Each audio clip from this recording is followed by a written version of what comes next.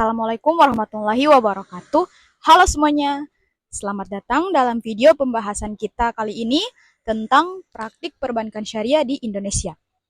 Perkenalkan, saya Salwa Awad dengan NPM 022724111180. Saya mahasiswa semester 3 Program Studi Akuntansi Fakultas Ekonomi dan Bisnis Universitas Hairon. Oke, baik.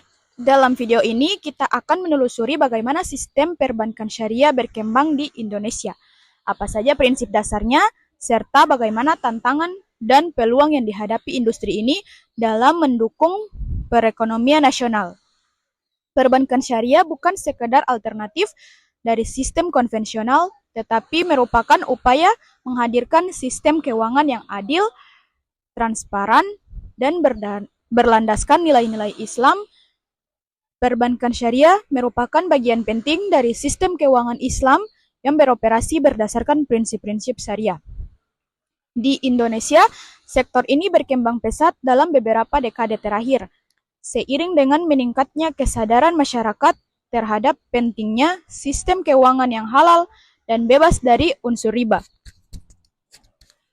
Pertumbuhan ini juga didorong oleh besarnya populasi Muslim Indonesia yang merupakan terbesar di dunia.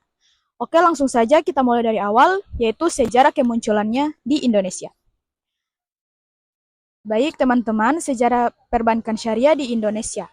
Perjalanan perbankan syariah di Indonesia dimulai pada tahun 1992 dengan berdirinya Bank Muamalat Indonesia sebagai bank syariah pertama di negeri ini. Kehadiran Bank Muamalat menjadi tonggak sejarah karena untuk pertama kalinya masyarakat memiliki pilihan layanan keuangan yang bebas dari riba dan sesuai prinsip Islam. Namun pada awalnya perkembangan bank syariah berjalan lambat. Masyarakat masih belum begitu memahami sistem ini dan banyak yang menganggap bahwa bank syariah tidak jauh berbeda dengan bank konvensional. Baru setelah krisis moneter pada tahun 1998, minat terhadap sistem keuangan syariah meningkat. Krisis tersebut membuka mata banyak pihak bahwa sistem berbasis bunga memiliki risiko yang tinggi.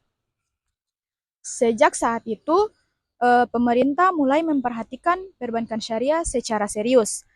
Pada tahun 2008, terbitlah Undang-Undang Nomor 21 tentang Perbankan Syariah yang memperkuat landasan hukum dan operasional bagi lembaga keuangan syariah. Jadi kini Indonesia memiliki berbagai jenis bank syariah, mulai dari bank umum syariah, unit usaha syariah, hingga bank pembiayaan rakyat syariah atau BPRS. Pada tahun 2021, 3 bank syariah milik negara resmi bergabung menjadi Bank Syariah Indonesia atau lebih dikenal dengan BSI. Langkah ini menandai era baru perbankan syariah Indonesia yang lebih kuat, modern, dan siap bersaing di tingkat global. Kini kita memiliki bank syariah umum, unit usaha syariah, dan BPRS atau Bank Pembiayaan Rakyat Syariah. Tujuan dari merger ini adalah menciptakan bank syariah yang besar, efisien, dan mampu bersaing di tingkat internasional. Sejak saat itu, Indonesia dinilai memiliki ekosistem keuangan syariah yang cukup kuat dan menjadi salah satu yang terbesar di dunia. Lanjut yang kedua, yaitu prinsip dasar perbankan. Berdasarkan prinsip-prinsip Islam yang menolak ketidakadilan dan eksploitasi dalam transaksi, ada 3 hal utama yang dilarang, yaitu riba, gharar, dan maisyir. Riba berarti tambahan atau bunga yang tidak adil yang dapat menimbulkan ketimpangan ekonomi. Gharar berarti ketidakjelasan dalam akad atau transaksi. Sedangkan maisyir berarti unsur spekulasi atau perjudian. Sebagai gantinya, bank syariah menggunakan sistem bagi hasil dan akad kemitraan seperti mudharabah dan musyarakah, serta akad jual beli seperti murabahah, ijarah, dan wakalah. Untuk menggantikan sistem bunga, perbankan syariah menggunakan akad yang diatur dalam fiqih muamalah seperti mudharabah atau bagi hasil antara pemilik modal dan pengelola usaha, musyarakah atau kerjasama modal dan hasil bersama, murabahah atau jual beli dengan margin keuntungan yang disepakati, ijarah atau sewa menyewa, dan wakalah yaitu perwakilan. Dengan sistem ini, bank syariah tidak berada pada hubungan kreditur-debitur yang kaku, tetapi menjadi mitra usaha yang saling berbagi risiko dan hasil. Inilah nilai keunggulan perbankan syariah, yaitu adil, transparan, dan menumbuhkan rasa tanggung jawab sosial. Tujuan utama dari sistem ini bukan hanya mencari keuntungan, tetapi juga menegakkan keadilan ekonomi dan keseimbangan sosial. Jadi, bank dan nasabah tidak berada di posisi yang saling merugikan, tetapi bekerja sama dalam kemitraan yang saling menguntungkan. Baik, kita lanjut pada tantangan dan regulasi. Meski perbankan syariah terus tumbuh, masih banyak tantangan yang harus dihadapi, terutama dalam aspek regulasi. Meskipun sudah ada undang-undang khusus, banyak aturan dan kebijakan keuangan yang masih mengacu pada sistem konvensional. Hal ini membuat bank syariah kesulitan berinovasi dan menyesuaikan diri dengan perkembangan global. Misalnya, dalam hal pengaturan produk, pelaporan, atau kebijakan moneter. Seringkali belum ada panduan yang sepenuhnya berbasis prinsip syariah. Peraturan akuntansi syariah juga masih perlu disempurnakan. Beberapa laporan keuangan syariah belum mencerminkan karakter unik akad syariah karena masih mengikuti standar konvensional.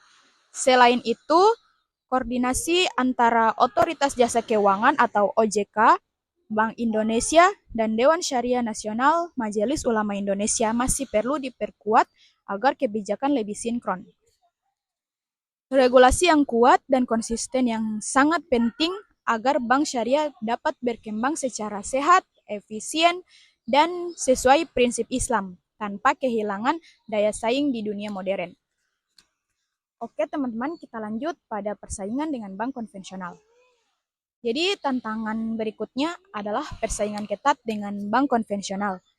Bank konvensional sudah lama dikenal, memiliki jaringan luas, dan dipercaya masyarakat. Sedangkan bank syariah sendiri masih sering dianggap lebih rumit dan terbatas dalam layanan. Salah satu penyebabnya adalah kurangnya literasi keuangan syariah di masyarakat.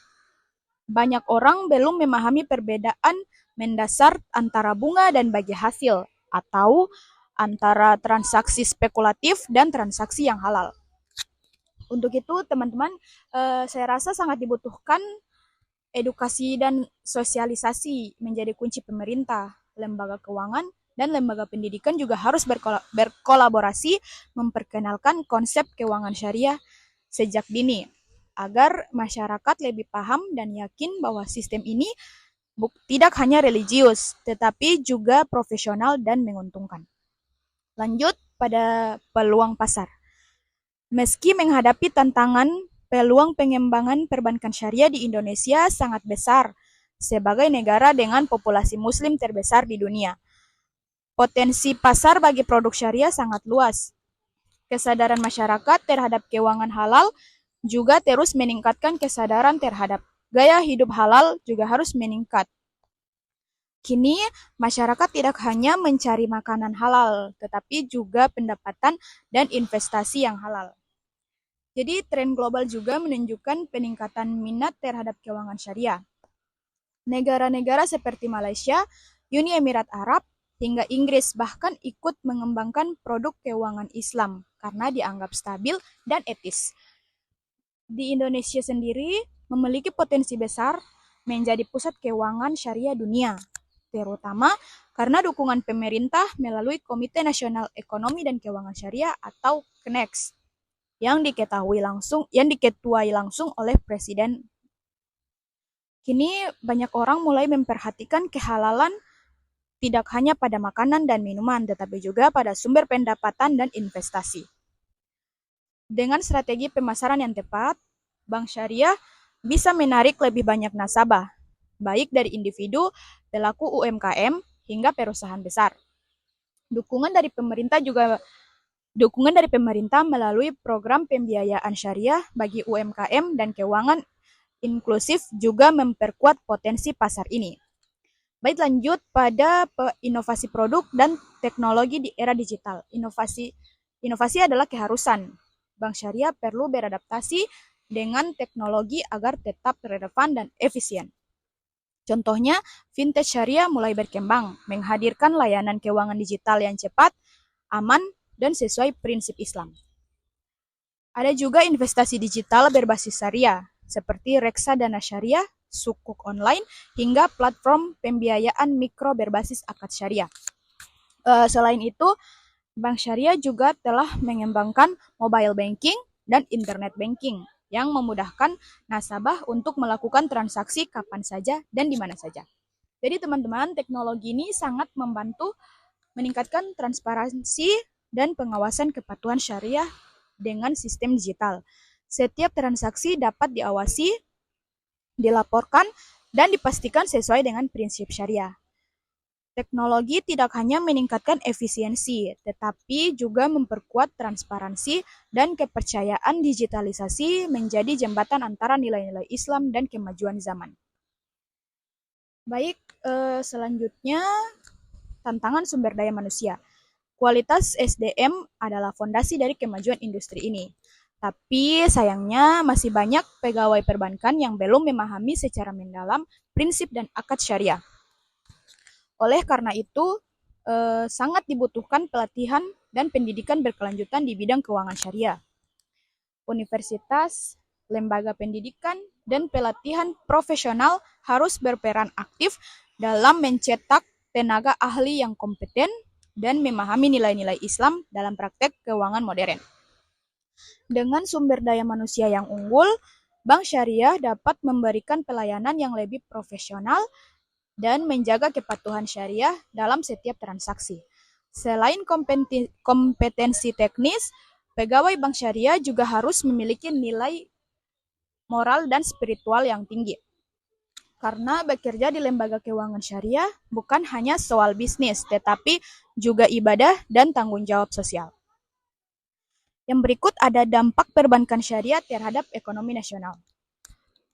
Jadi, teman-teman, perbankan syariah ini memberikan kontribusi nyata terhadap perekonomian Indonesia melalui skema bagi hasil dan pembiayaan berbasis aset real. Bank syariah ikut mendorong pertumbuhan di sektor real dan UMKM. Berbeda dengan bank konvensional yang hanya fokus pada pinjaman berbunga. Bank syariah menyalurkan dana untuk kegiatan produktif, bukan spekulatif. Artinya, setiap pembiayaan yang diberikan harus memiliki dasar transaksi nyata, seperti jual beli, sewa, atau kemitraan usaha.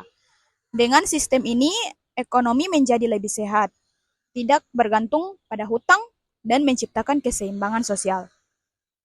Selain itu, dengan adanya produk sosial seperti zakat, infak, sedekah, wakaf, produktif juga memperluas fungsi bank syariah, sehingga membantu pengentasan kemiskinan dan pemerataan ekonomi. Oke, jadi sebagai kesimpulannya, dapat kita simpulkan bahwa perbankan syariah di Indonesia memiliki masa depan yang cerah. Industri ini telah membuktikan ketangguhannya di masa krisis, memiliki prinsip yang adil dan beretika, serta mendapat dukungan penuh dari masyarakat dan pemerintah.